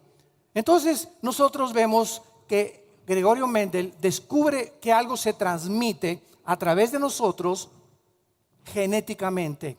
Pero damas y caballeros, tuvo que pasar un siglo, casi un siglo, para que el doctor James Watson y el doctor Francis Crick, norteamericanos, se les diera en 1954 el Premio Nobel de Medicina, porque descubrieron la estructura molecular del ADN. Y esto revolucionó completamente la investigación del cuerpo humano. Entonces se les entrega a estos médicos el Premio Nobel de Medicina y ellos comienzan a examinar lo que se conoce como el ácido desoxirribonucleico, que es el ácido o los nucleotides que forman el ADN. ¿Qué es el ADN para muchas personas que nos visitan y muchos que nos escuchan? Muy bien, nuestro cuerpo está formado por billones de células. ¿Sí lo oíste bien? Billones de células, que son partículas, ¿verdad? Moléculas microscópicas insignificantes. Sin embargo, en cada una de tus células y en cada una de mis células de mi cuerpo existe información.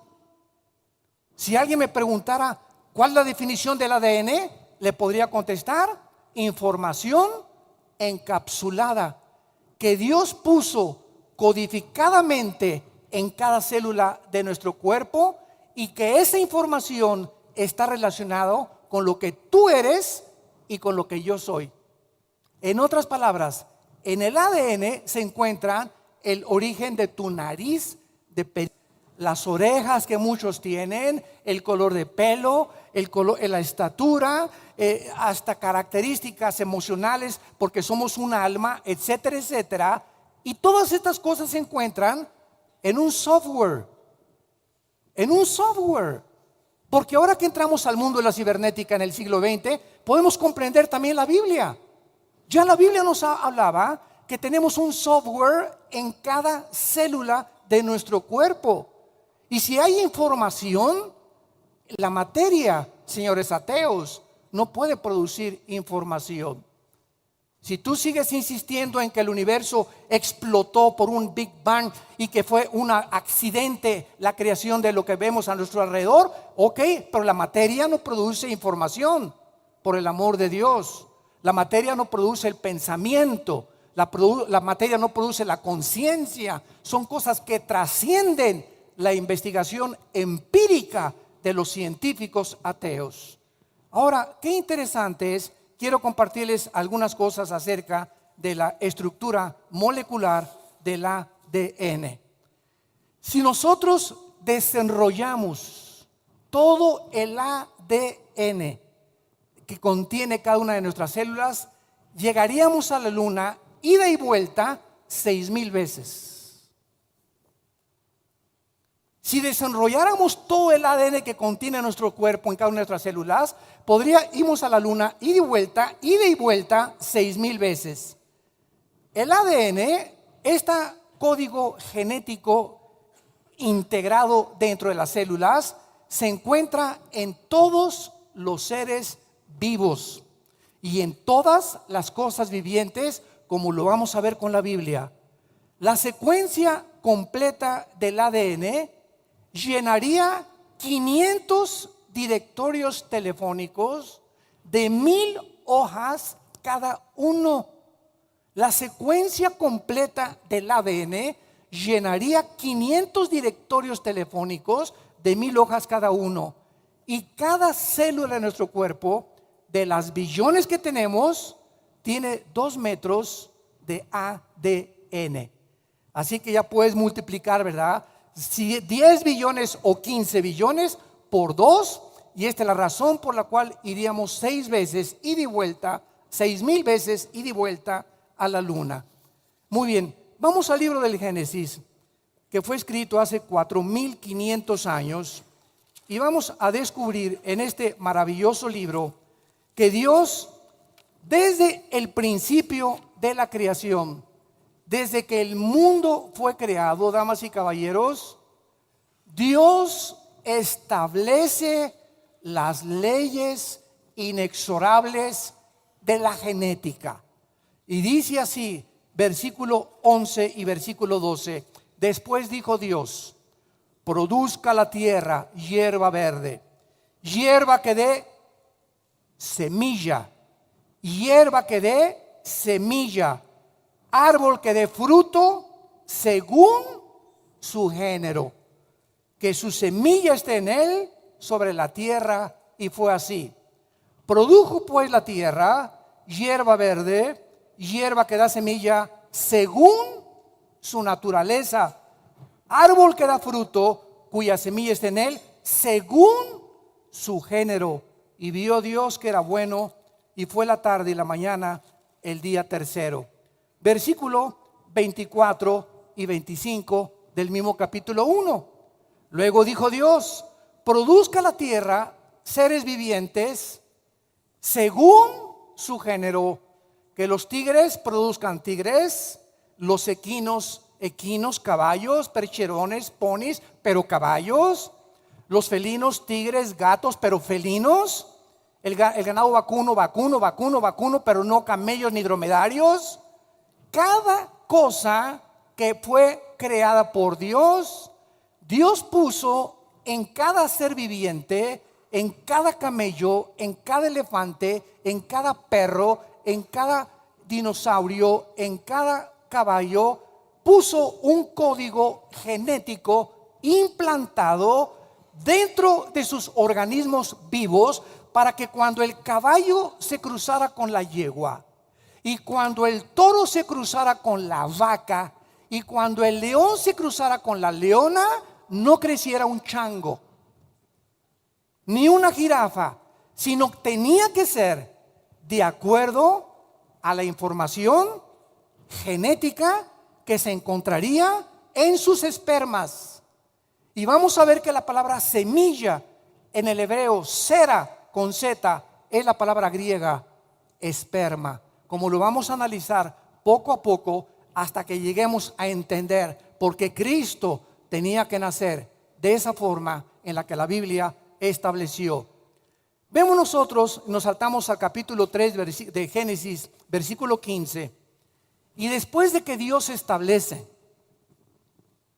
las leyes inexorables de la genética, en otras palabras, hace 4500 años que tenemos el libro del Génesis, o que Moisés escribió el Génesis, Dios nos prohíbe mezclar a un caballo con una burra, a un hombre con un cerdo, que se llama bestialismo en Levítico capítulo 23. Ya había tendencias del ser humano de tener relaciones sexuales con los animales, o hombre con hombre o mujer con mujer.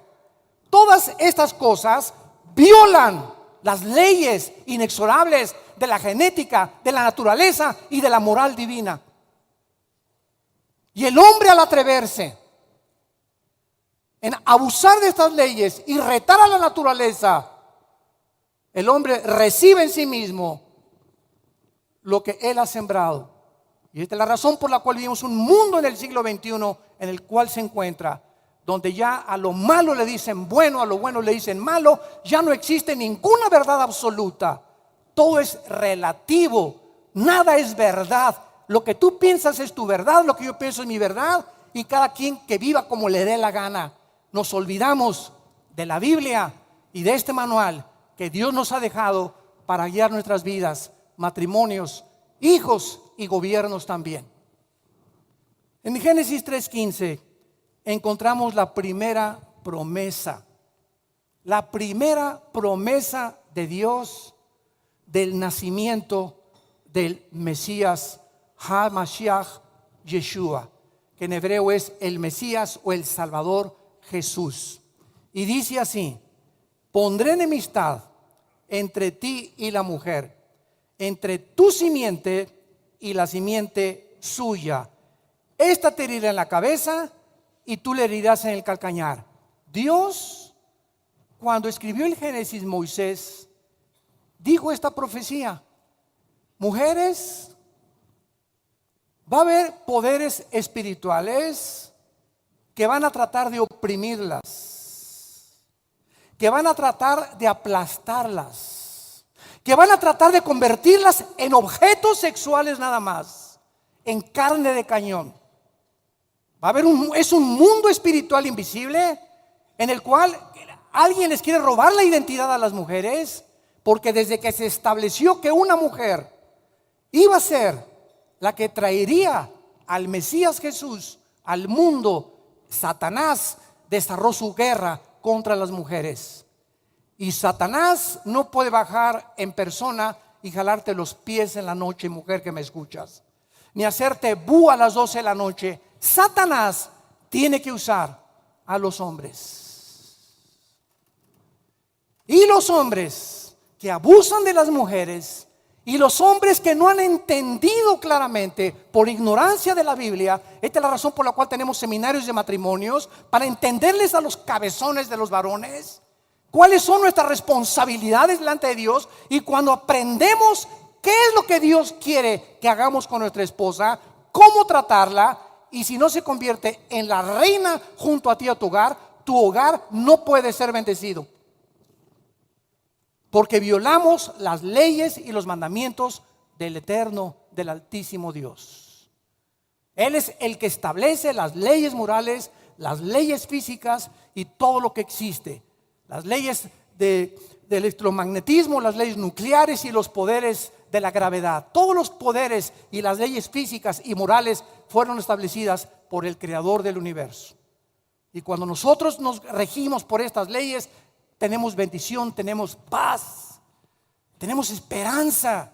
Se nos caen las vendas y vemos el mundo realmente como es el mundo. Y descubrimos qué maravilloso es que ese hombre en una cruz, qué humildad.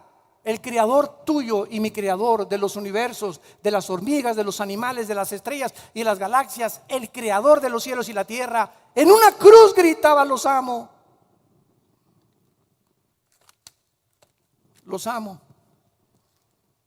Y a ese Jesús lo crucificaron y le dijeron: suelta a Barrabás. Queremos al malo, al cruel, al borracho, parrandero y jugador. Crucifiquen al bueno. Y desde entonces a nuestros días siempre ha sido lo mismo. El mundo escoge la oscuridad.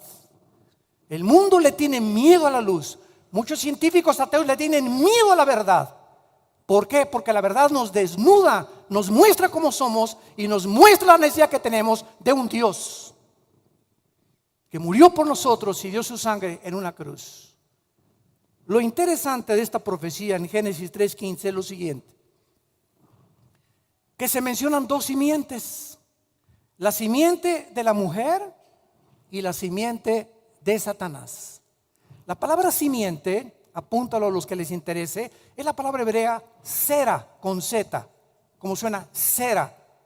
Y cuando se tradujo del hebreo al griego la Biblia, que se conoce como la versión de la Septuaginta, se tradujo esperma. Entonces, ¿qué es una semilla? Es algo muy pequeño que contiene, si es de uva, las características de la uva, las vitaminas que la uva tiene, antioxidantes, el cuerpecito que tiene la uva. La uva no se va a convertir en una manzana, ni en una sandía, ni en un melón. La sandía tiene características que la semilla, la información concentrada en la semilla, es la que le da la forma a la sandía, al melón, al chabacano, a la manzana. Dios escondió en todas estas semillas información, para que cuando se sembraran estas semillas produjeran, ¿qué oímos? De acuerdo a su género y de acuerdo a su clase. Una semilla de manzana siempre producirá manzanas, la de las uvas producirá uvas, la de la naranja producirá naranjas. Pero lo interesante aquí es que de las semillas Dios nos lleva aquí a esta profecía a lo microscópico. Y ahora nos habla Dios, antes de que se descubriera ni siquiera las leyes de la herencia, que una semilla en la mujer era la que iba a traer al Mesías, y que la semilla que Satanás produjera perseguiría durante todos estos años y todos estos siglos, y odiaría con odio jarocho a las mujeres. Ahora, qué interesante es, porque nos comenzamos a preguntar, ahora que tenemos un poco más de información, a ver, ¿cómo es posible que hace 4.500 años se mencione que una mujer iba a aportar un esperma, una semilla? Esto aparentemente contradice las leyes de la genética. ¿Por qué? Porque es el hombre el portador de la semilla, no las mujeres. Somos los hombres los que traemos el esperma. La mujer recibe nuestro esperma fertiliza el óvulo de la mujer, y entonces los 23 cromosomas del varón se juntan con los 23 cromosomas de la mujer para formar un cigote, un feto y después el bebé. Entonces, qué interesante que la Biblia mencionara que una mujer iba a aportar una semilla, un esperma. Esto no era posible. Pero pasaron 3.300 años. Isaías capítulo 7. 3.300 años desde la profecía del libro del Génesis, que dice así, el profeta Isaías, versículo 14: por tanto, el Señor mismo os dará señal. He aquí que la virgen, en hebreo es la palabra alma, con H al final. Alma es la palabra virgen en hebreo. En el griego es partenón o partenos. La virgen concebirá y dará a luz un hijo y llamará su nombre Manuel.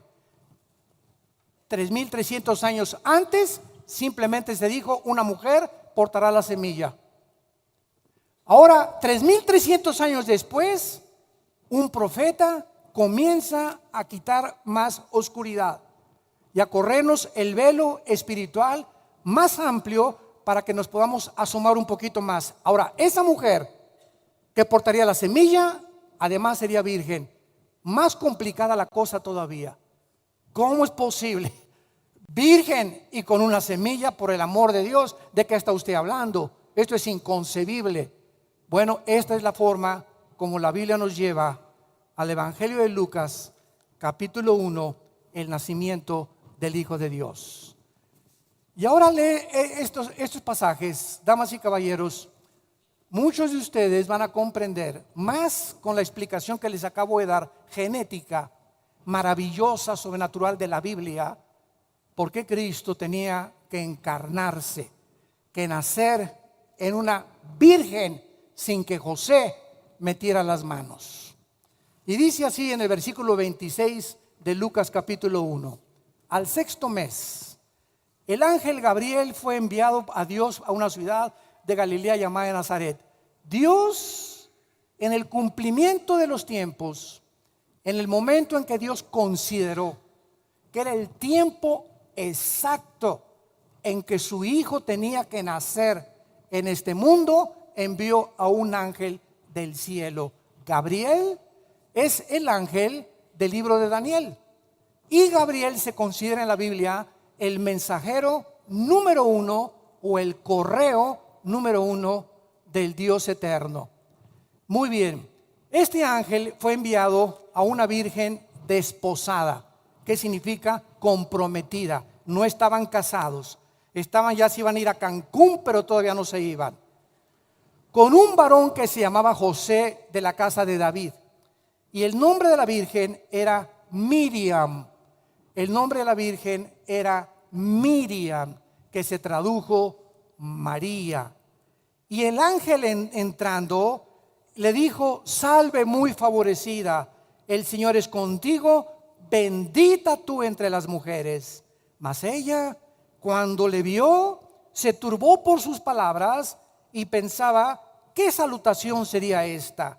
Entonces el ángel le dijo: María, no tengas miedo, no temas, porque has hallado gracia delante de Dios, y ahora concebirás en tu vientre y darás a luz un hijo y llamarás su nombre Yeshua, que se tradujo Jesús y que significa Salvador.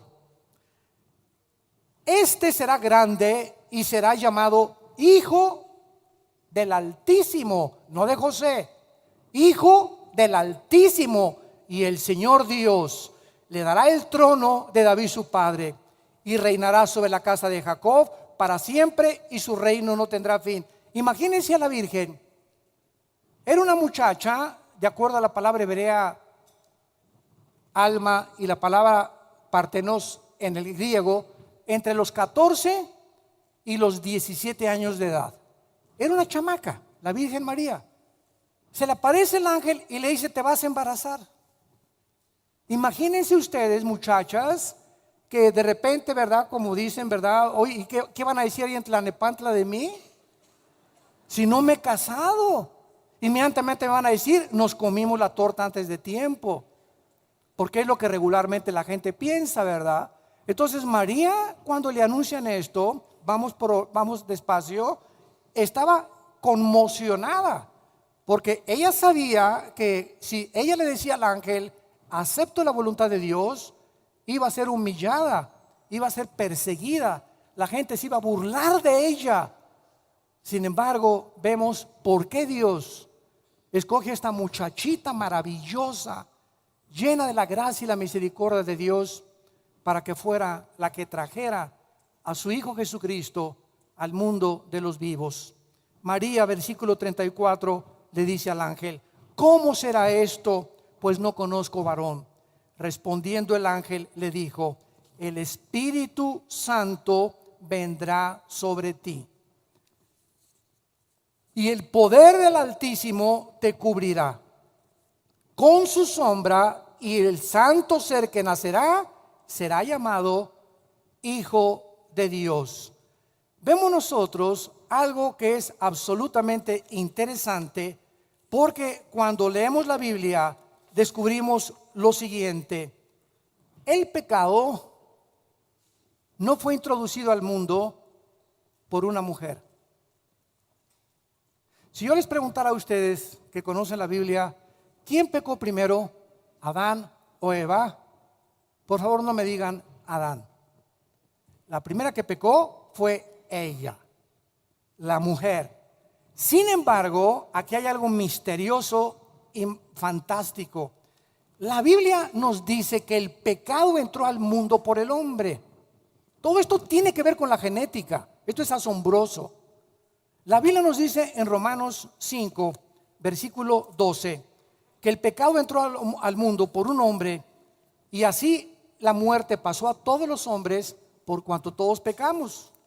Y dice el versículo 5 de Romanos, versículo 18, así que por la transgresión de uno, varón, vino la condenación a los hombres, de la misma manera por la justicia de uno, los hombres, la justificación de vida.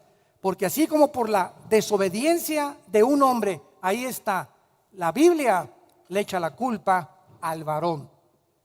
Es el varón el que introdujo el pecado al mundo.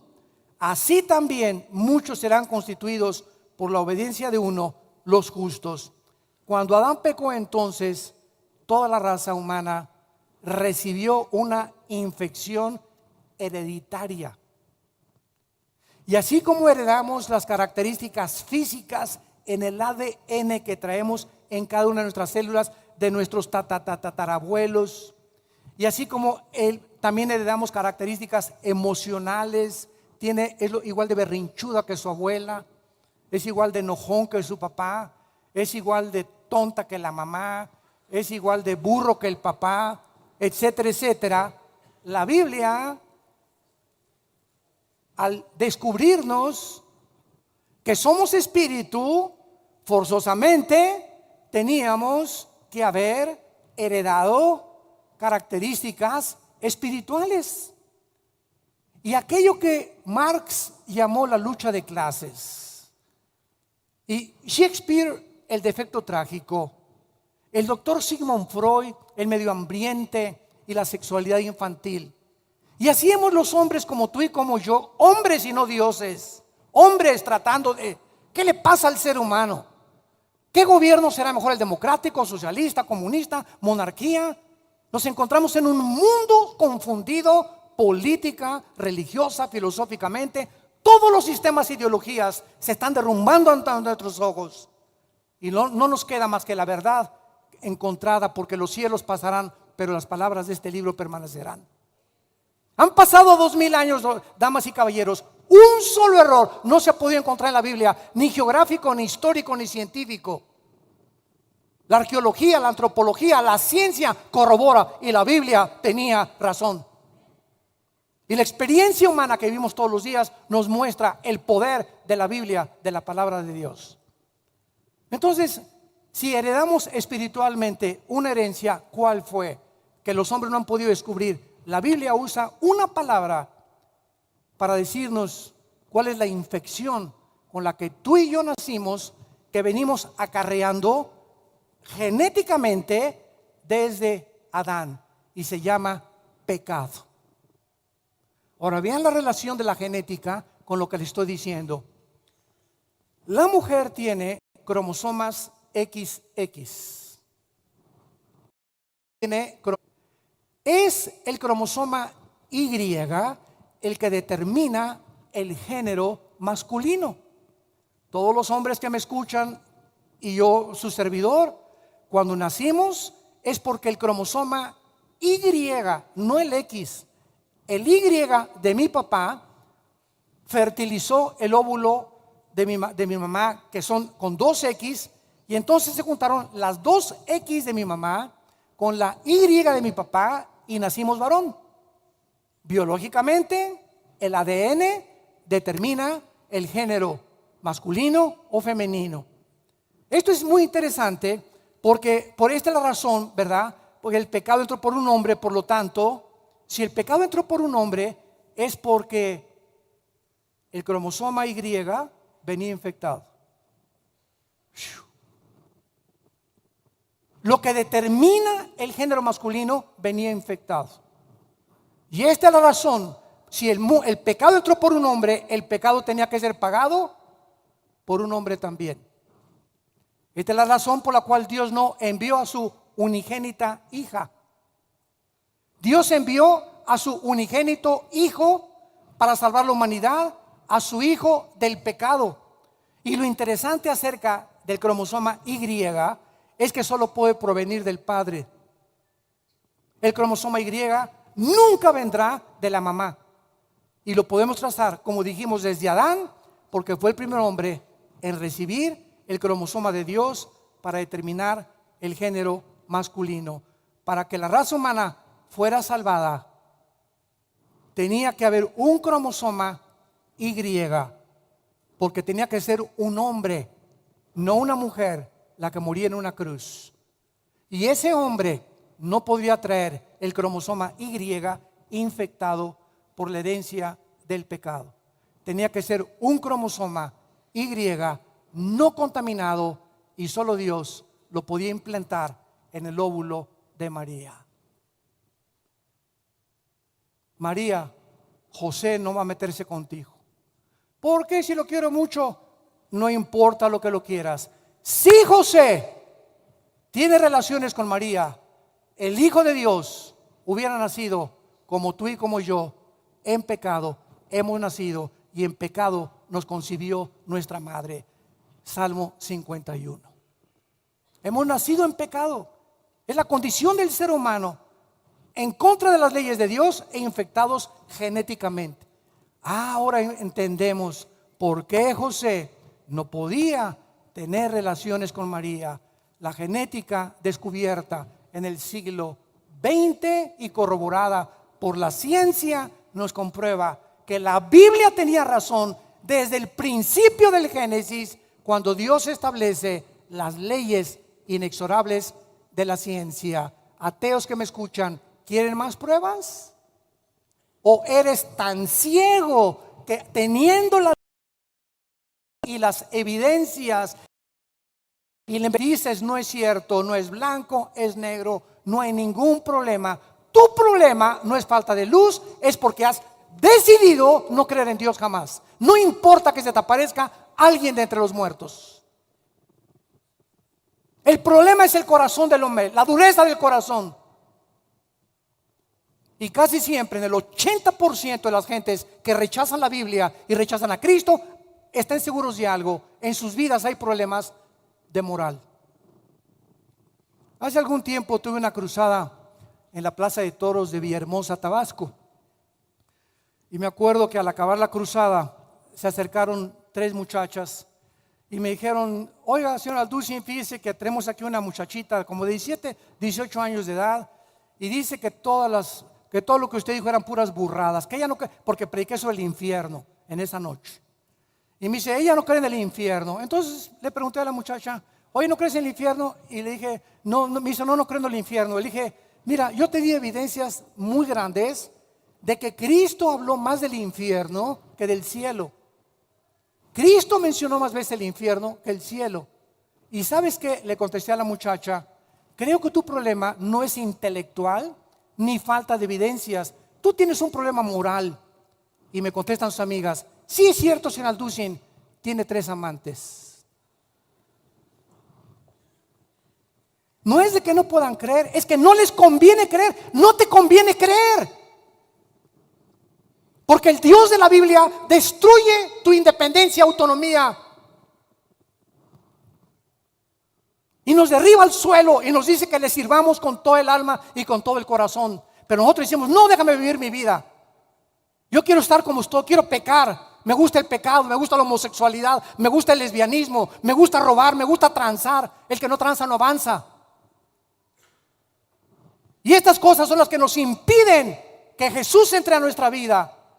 Y esta es la razón por la cual la luz vino al mundo. Dice Juan capítulo 3: y los hombres rechazaron la luz porque sus obras eran malas.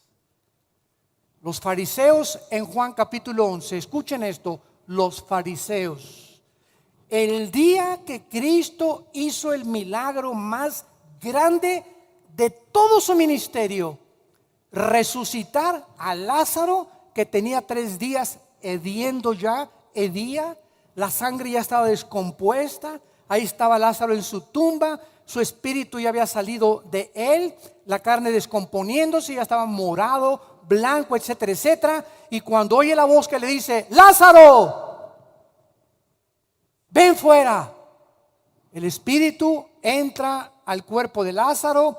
Dice Santiago 2, el libro de Santiago, que el cuerpo sin el espíritu no puede vivir. El espíritu entra al cuerpo de Lázaro, lo vivifica, restaura la circulación de la sangre, restaura el daño hormonal y neurológico que había sufrido, y entra el espíritu entre Lázaro, y Lázaro sale vivo de la tumba. Ese día los fariseos que vieron este milagro, ese día planearon matar a Cristo. Léelo en Juan capítulo 11.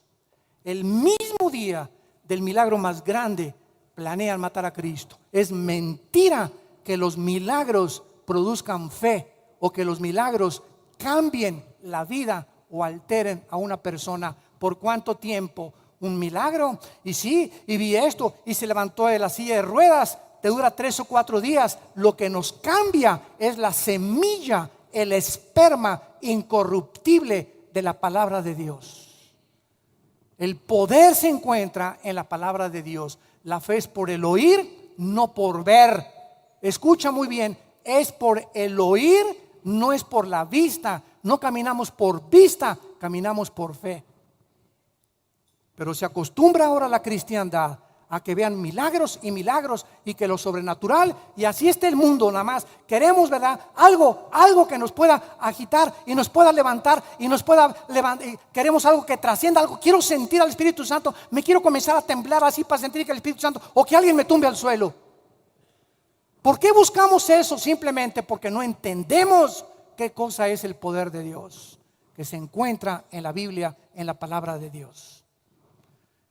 Y finalmente, una vez que hemos podido trazar claramente la razón por la cual Cristo tenía que nacer de una mujer sin la intervención de un varón, la respuesta es la siguiente: ¿por qué?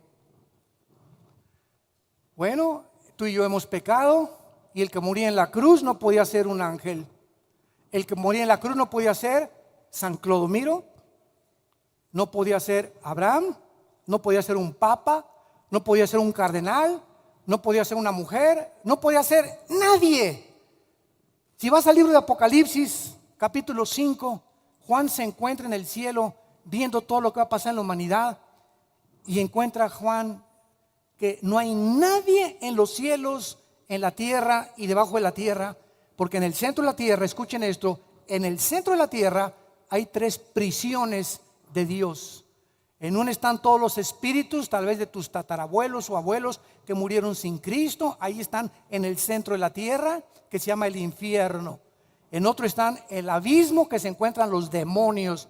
Tal vez los espíritus de los gigantes que poblaron durante 1500 años la tierra se encuentran ahí. Y los espíritus que aún sin cuerpo son los demonios actuales. Y en tercer lugar, los ángeles caídos que pervirtieron la genética en Génesis capítulo 6 y produjeron gigantes de 4 o 5 metros de altura con 12 dedos en las manos y 12 dedos en los pies. 3 prisiones: el infierno, el abismo y el Tartarus, o las prisiones eternas de oscuridad. Pero la Biblia nos muestra claramente que cuando Cristo regrese, va a sacar a esos espíritus y los va a trasladar al juicio del gran trono blanco. Y la Biblia dice: no había nadie digno, ni querubines, ni serafines, ni ángeles, ni pastores, ni curas, ni gurús. No había nadie digno más que uno solo, que se llama Jesús. Y no hay otro nombre dado a los hombres bajo el cielo en que podamos ser salvos más que en el nombre de Jesucristo. Y no hay más que un mediador. Desde que muere Cristo en la cruz, no necesito ir con un hombre para confesarle mis pecados. Ahora es Cristo sentado a la diestra de Dios, nuestro sumo sacerdote, intercediendo todos los días por nosotros. Ya no necesitamos ir a recurrir a ningún hombre para que nos perdone los pecados, o para que nos abrace y nos pueda decir que Él es Dios para perdonar pecados. Ahora es Cristo el que dio su sangre y nadie hay más que Él. Ni vírgenes, ni santos, ni santas, ni papas, ni cardenales. Solo Él es el creador de los cielos y la tierra. A Él sea la gloria, el imperio, el poder, la sabiduría por todos los siglos de los siglos. Amén. Gracias, Jesús. Gracias, Señor.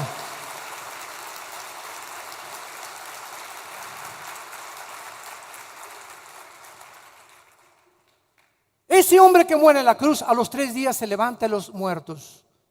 Nadie en la historia ha probado que es Dios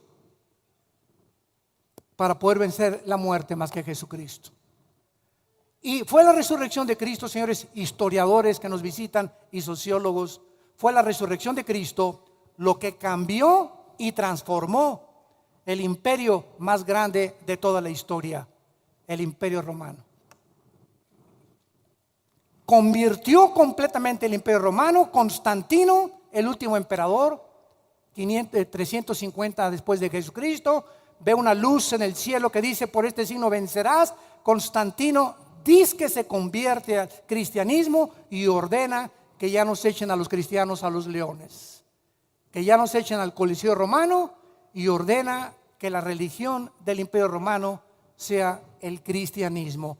Desgraciadamente, de Constantino a nuestros días se ha obligado que si tú naces católico, eres católico, protestante, protestante, mormón, mormón, testigo de Jehová, y hasta que tú vienes a la Biblia por ti mismo y descubres que no es la religión que nos heredaron nuestros padres, sino que yo necesito, porque Dios no tiene nietos, Dios necesita que yo me encuentre con su hijo.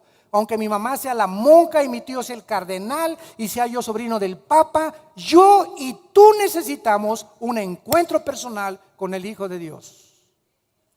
Y hasta que tú no tengas este encuentro con Él, que puede ser esta mañana, tu vida seguirá siendo la misma.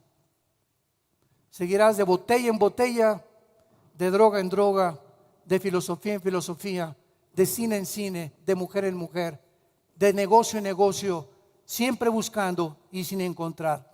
Y cuando llegues allá al éxito, a donde tú aspiras llegar, pues yo quiero llegar a la presidencia de la República, o tener 10 empresas, o llegar a tener billones de dólares. Cuando estés allá arriba, vas a descubrir algo tremendo, que allá arriba, sin Dios, mientras más alto subes, más rápido vas a caer. Porque no podemos sostenernos en el éxito de arriba de la montaña sin Dios.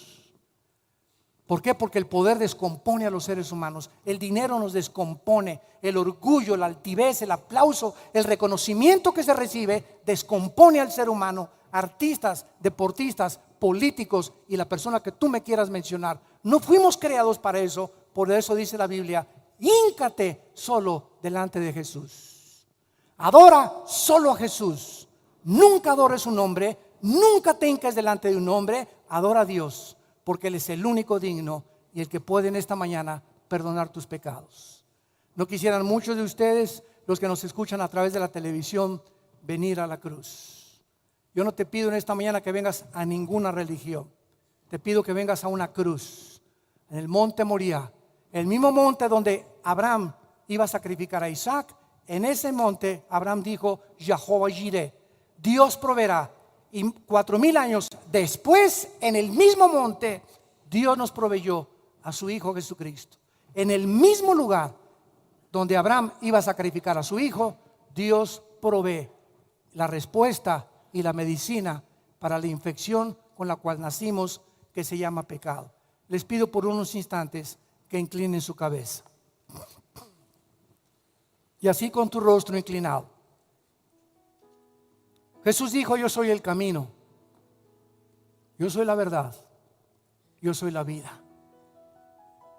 Yo soy el pan que descendió del cielo para darte vida, para llenar ese vacío con el cual naciste y llenarte de plenitud, de esperanza y de gozo y de una paz que sobrepasa el entendimiento humano. Quiero decirte, dice la Biblia, que separado de Dios nunca se cumplirán tus sueños, y si se cumplen, se convertirán en contra de ti, porque no fuimos creados para nosotros mismos, sino para Él. Ya nadie vive para sí mismo. Esta es la desgracia más grande del ser humano: centrarse en su egoísmo, en su ego, en sus intereses personales.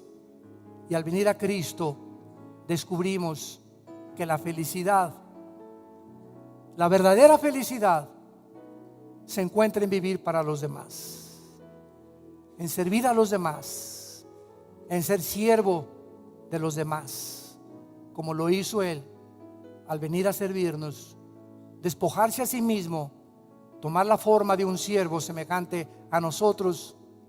Y estando en esta condición de siervo, se humilló hasta lo sumo, hasta una muerte, y una muerte de cruz, que es la muerte más excruciante y más cruel que puede existir.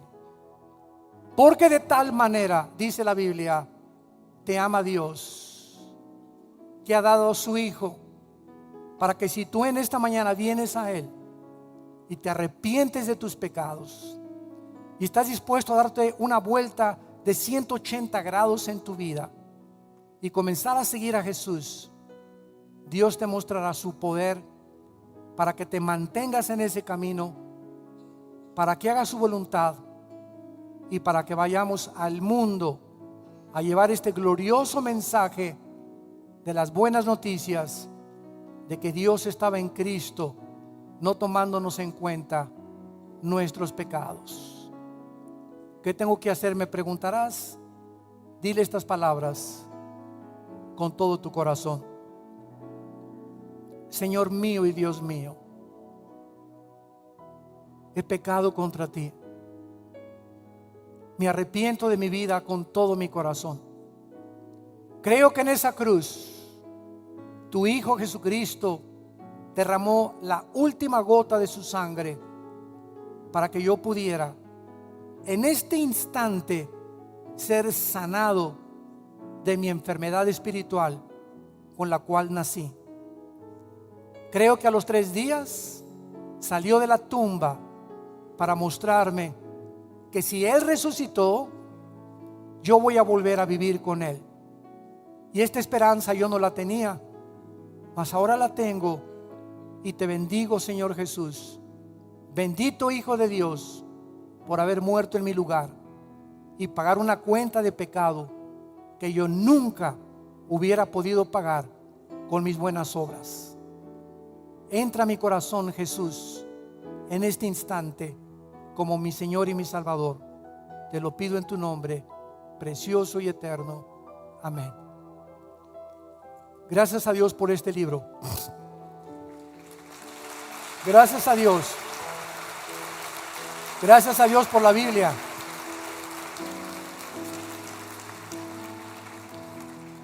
Le damos gracias a Dios a todos ustedes que en todos estos años nos han ayudado con sus oraciones. Ya vamos a cumplir 38 años. 38 años, no de edad. 38 años de predicar este mensaje. Y comenzamos aquí en el Valle Dorado. Ahí comenzamos en 1981. Ahí comenzamos. Después estuvimos en el Cine Apolo y ha sido toda esta área del norte donde Dios nos ha usado. Claro que ahora ya nos hemos movido a más de 50 y tantas naciones en el mundo. Pero aquí tuvimos nuestro origen en el norte, con personas como tú y como las que trajiste como invitados. Y ustedes nos han podido ayudar a que mantengamos y sigamos predicando este evangelio. Les bendecimos, les amamos, porque si no fuera por las oraciones de ustedes y el apoyo que ustedes nos dan, no podríamos mantenernos de pie, porque es el Señor el que usa a su pueblo para que este evangelio sea proclamado. Vida Nueva para el Mundo y todos los pastores que formamos esta organización bendecida por Dios, les bendecimos. Bendecimos a tu familia, bendecimos a tus hijos, bendecimos tu matrimonio, bendecimos tu trabajo, tu entrada y tu salida, que seas lleno del conocimiento de Dios con toda sabiduría e inteligencia espiritual, y que sigas creciendo en la gracia y el conocimiento del Hijo de Dios, y que tengan mucha paz. Amén.